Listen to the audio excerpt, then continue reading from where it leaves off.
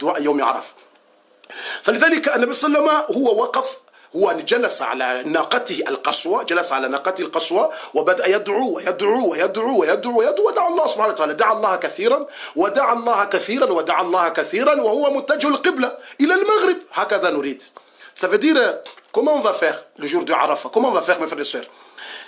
Tu as vu que le prophète sallam, il a fait doua. Après l'Asr, il a fait doua jusqu'à le temps de Maghrib. Jusqu'à le temps de Maghrib, il a fait doua. On a besoin de ça, le jour de Arafat. On a besoin de ça, mes frères et sœurs. Il faut faire beaucoup de doua. Parce que c'est le meilleur doua. C'est le meilleur doua acceptable. C'est le meilleur doua acceptable. C'est cette jour. C'est le jour de Arafat. Haza hadith al-Nabi sallallahu alayhi wa sallam. Comment on va faire cette jour? Comment on va faire? Yani, ماذا سنفعل؟ ماذا سنفعل؟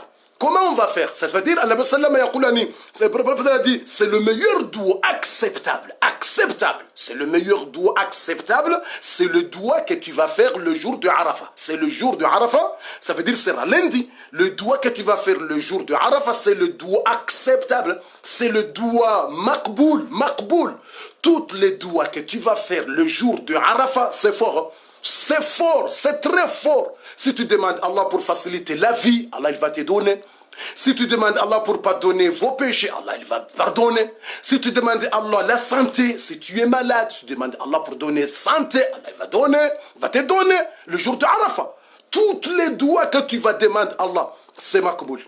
Depuis la prière de Fajr, de l'aube jusqu'à le Maghrib. Tu as vu le temps comme ça? Depuis la prière de Fajr, Yawm Arafat, jusqu'à le Maghrib. Toutes les doigts que tu vas demander à Allah, elle va te donner. Meilleur doigt, ça veut dire à partir de 4 heures du matin. À partir de 4 heures du matin, lundi, lundi matin, 4 heures du matin, jusqu'à lundi après-midi, jusqu'à lundi la prière de Maghrib, jusqu'à 21h ou 22h comme ça. Le doigt que tu vas faire, il y a makboul, c'est acceptable, makboul, la yuraddu doua ou yawmi Arafat. Le doigt que tu vas faire le jour de Arafat, il faut accepter. Allah, il va accepter. Le doigt que tu vas faire, tu as besoin de santé, tu es malade, et ton frère, ou ton camarade, ou ta femme, ou je ne sais pas, tu es malade, tout, tu as besoin de santé. Si tu demandes Allah, Allah, j'ai besoin de santé, Allah, donne-moi la santé, Allah, protège-moi, Allah, il va te donner la santé. Si tu as besoin de travail, Allah, j'ai besoin de travail, Allah, donne-moi, Allah, il va te donner. Si tu as besoin des enfants, pour trouver, pour voir des enfants, Allah va te donner. Allah, il va te donner des enfants, tu vas voir des enfants. Si tu as besoin de beaux maris, le jour de Arafat, Allah, j'ai besoin de beaux maris, Allah, il va te donner beaux maris. Si tu as besoin de bonnes femmes, Allah va te donner bonnes femmes. Si tu as besoin de, si tu as toutes choses que tu as besoin de gagner l'examen, tu as besoin de gagner, je ne sais pas, le jour de Arafat, c'est jour acceptable, tous les doigts. Ne fais pas n'importe quoi. C'est ça, il faut faire le doigt. Surtout après l'Asr, jusqu'à Maghrib, tu fais le doigt. Beaucoup de doigts, Allah, donne-moi ça, Allah.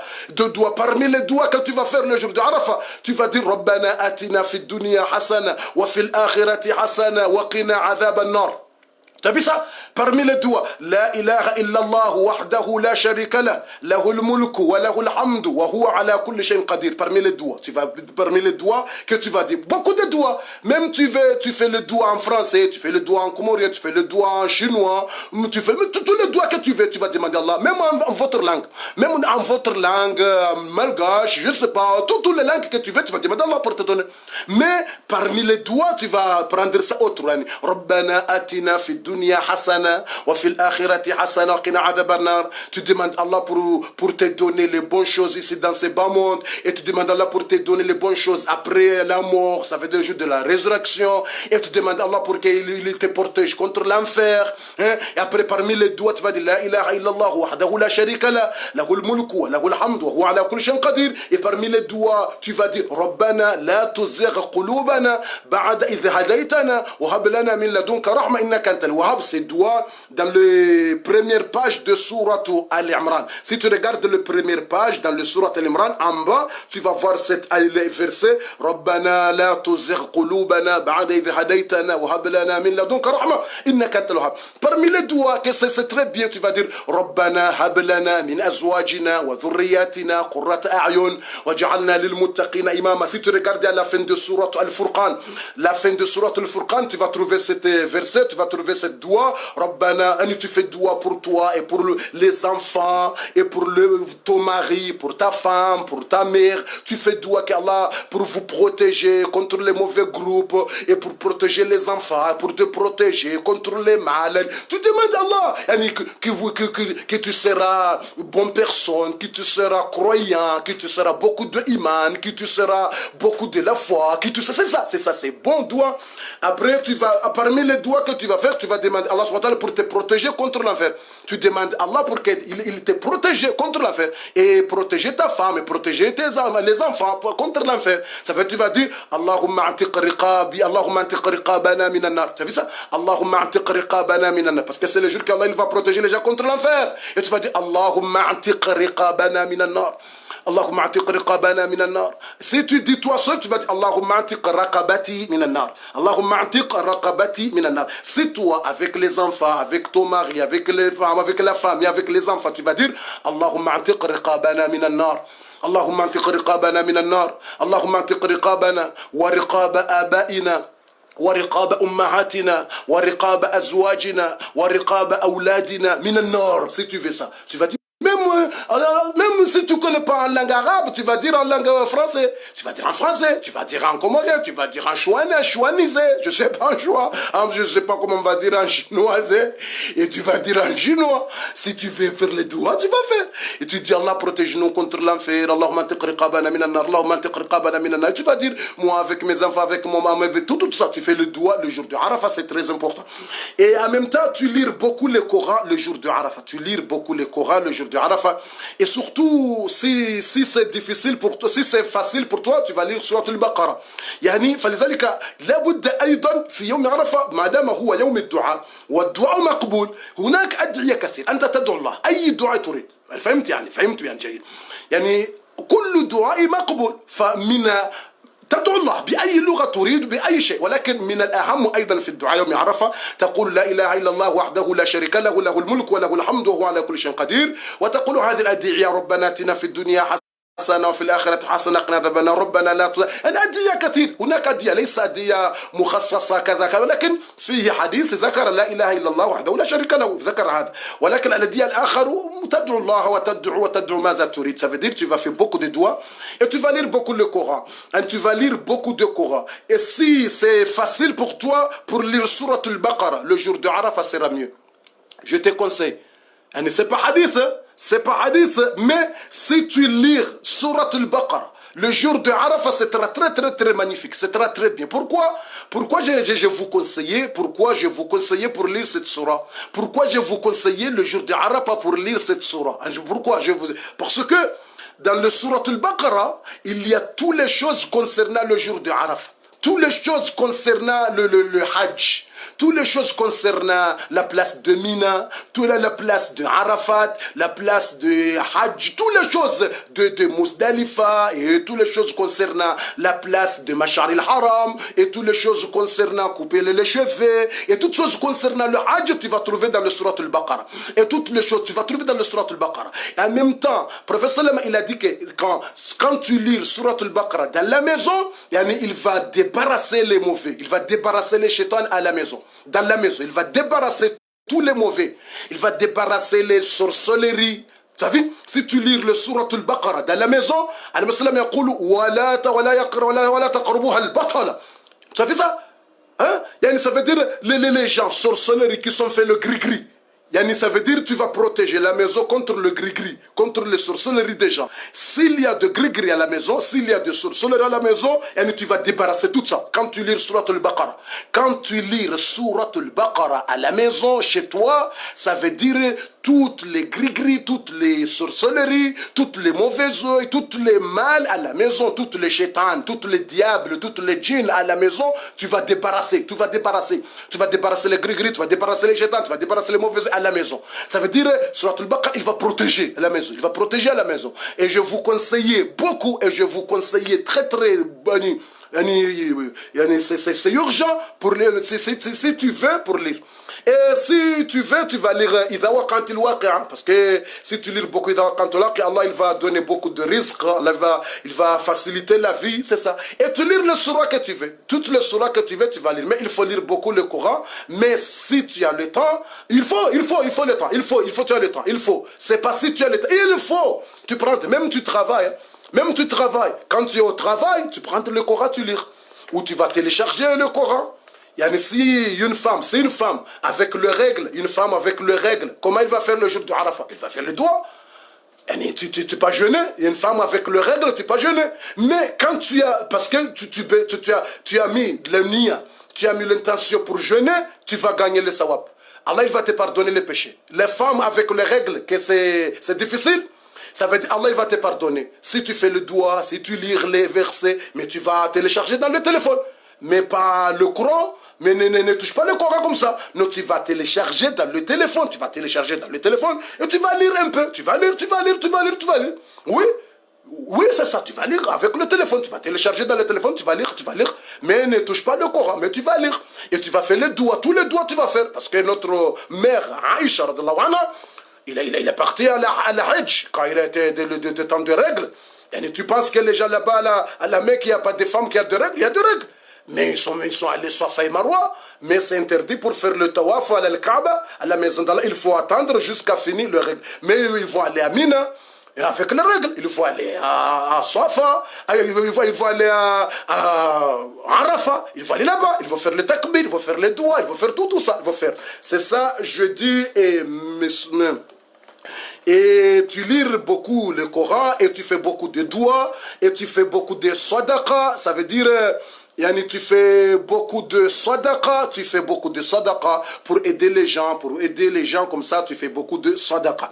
À la fin, pour terminer ce programme, comme ça, on va prendre 5 minutes pour parler le jour de Eid. On va terminer ici les choses concernant le Arafat, comme ça on va prendre 5 minutes pour parler le jour de Eid, le jour de sacrifice.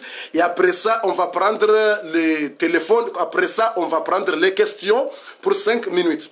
La dernière chose, prophète Mohammed sallam, le jour de Arafat, il a vu un jeune, petit jeune, sahaba jeune, qui regarde les femmes. Le hadith, c'est Rawahu Ahmad, hadith sahih.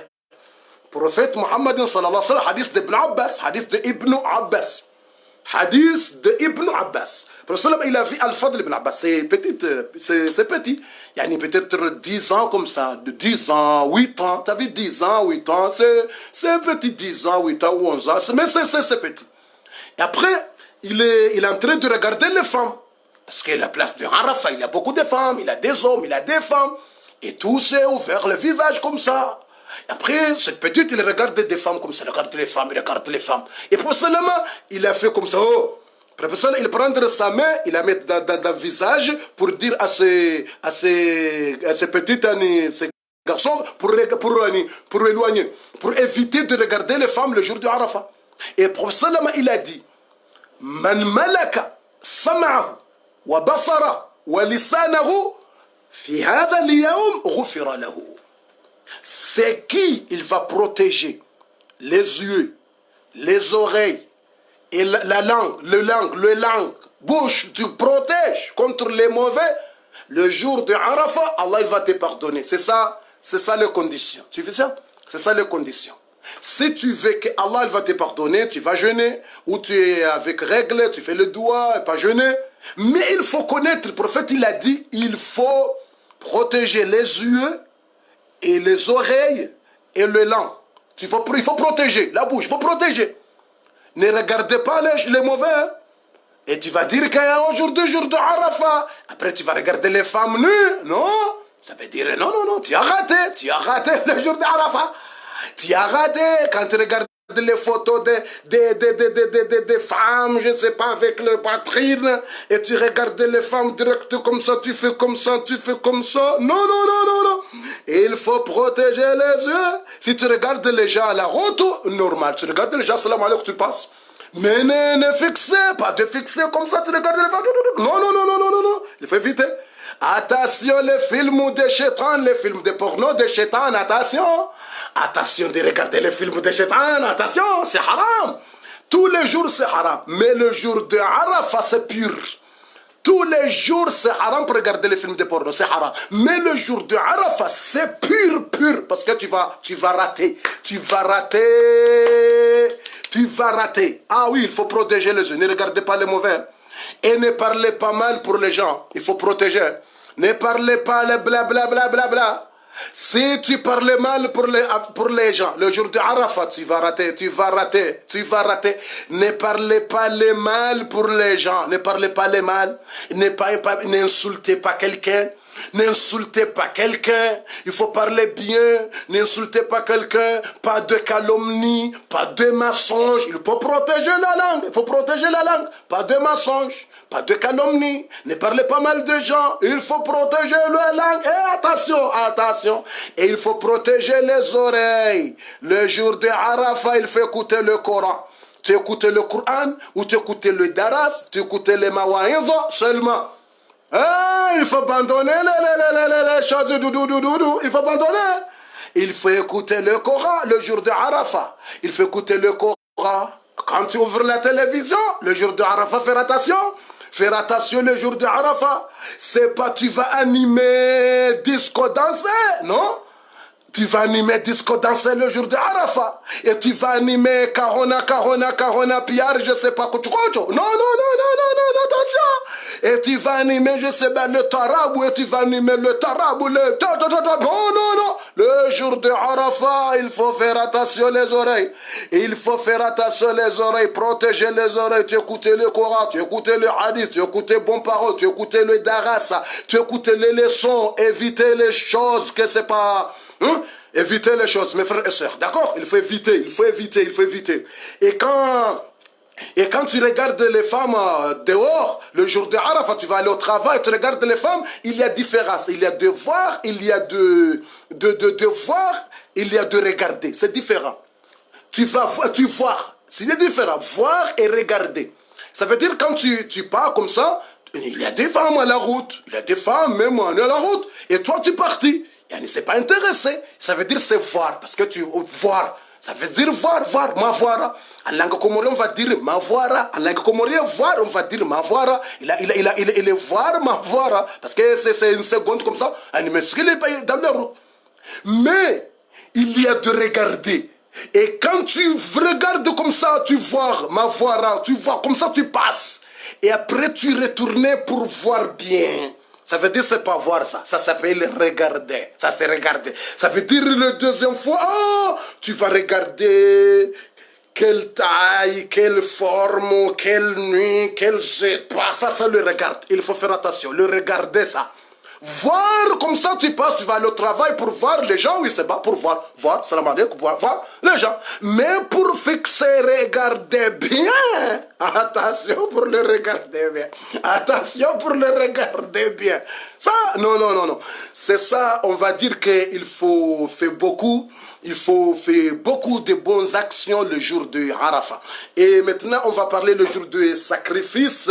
On va prendre 3 minutes, 4 minutes. On va parler le jour de sacrifice, le jour de l'Aïd. Et le jour de l'Aïd, mes frères et sœurs, le jour de l'Aïd, c'est le jour que Allah subhanahu wa ta'ala yaqulu fil Qur'an. Allah subhanahu wa ta'ala yaqulu fil Qur'an. Allah il a dit dans le Coran, on va lire les versets comme ça, je vais expliquer. Allah il a dit dans le Coran, surat al-Safat. Allah il a dit, Allah subhanahu wa ta'ala a dit dans le Coran, et comme ça, après ça, je vais vous expliquer, je vais vous lire dans le Coran. Allah subhanahu wa ta'ala dit, فَلَمَّا بَلَغَ مَعَهُ السَّعْيَ قَالَ فَلَمَّا بَلَغَ مَعَهُ السَّعْيَ قال يا بني إني أرى في المنام أني أذبحك فانظر ماذا ترى قال يا أبت افعل ما تؤمر ستجدني إن شاء الله من الصابرين فلما أسلما وتله للجبين وناديناه أن يا إبراهيم وناديناه أن يا إبراهيم قد صدقت الرؤيا إنا كذلك نجزي المحسنين وفديناه بذبح عظيم. Allah subhanahu wa ta'ala, il a dit dans le Coran, Surat As-Saffat. Maintenant, on va parler 3 minutes, 4 minutes concernant le jour de l'Aïd. Le jour de l'Aïd sera mardi 21 août. Le jour de l'Aïd. Et le jour de l'Aïd, c'est le 10e jour du mois de Dhul Hajj. C'est le jour que notre prophète Ibrahim, alayhi salam, il prendre son fils pour aller pour faire le jeu qu'on va voir maintenant. On va lire le verset, après on va traduire le jour de Arafat. Prophète Ibrahim, il a fait quoi? On va lire le verset en langue française. Je vais lire les versets, comme ça on va traduire. Allah subhanahu wa ta'ala dit dans le Coran, dans le Surat As-Saffat, Surat As-Saffat, et verset numéro 102. On va commencer numéro 102. Allah dit dans le Coran, puis quand c'est lui, ça veut dire prophète Ibrahim, quand c'est lui s'est fait un âge de la compagnie Abraham, un prophète Ibrahim alayhi salam, dit, oh mon fils, je me vois en songe en train de t'immoler. Ça veut dire prophète Ibrahim, il a vu dans le rêve qu'il est en train de t'immoler, il y a son fils qui est en train de couper la tête de son fils Ismaïl. Et son fils, il a de âge de 13 ans. Et son fils,